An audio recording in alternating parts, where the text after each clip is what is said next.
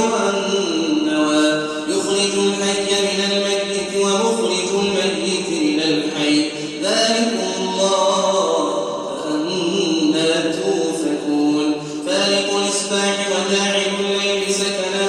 والشمس والقمر حسبانا ذلك تقدير العزيز العليم وهو الذي جعل لكم النجوم لتهتدوا بها في ظلمات البر والبحر قد فصلنا الآيات لقوم يعلمون وهو الذي أنشأكم من نفس واحدة فمستقر ومستودع قد فصلنا الآيات لقوم يفقهون وهو الذي أنزل من السماء ماء فأخرجنا به نبات كل شيء فأخرجنا منه خضرا نخرج منه حبا متراكبا ومن النخل من طلعها قنوان دانية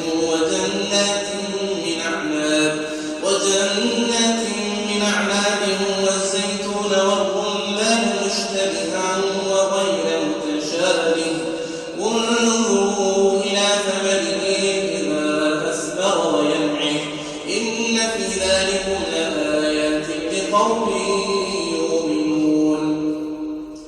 وجعلوا لله شركاء الجن وخلقهم وخرقوا له بنين وبنات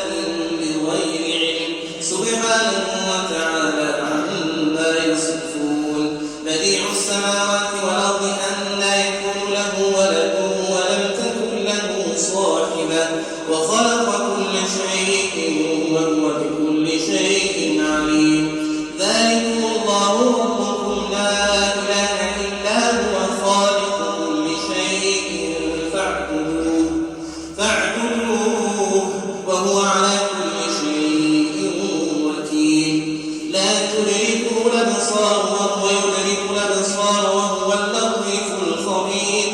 قد جاءكم بصائر من ربكم فمن أبصر فلنفسه ومن عمي فعليها وما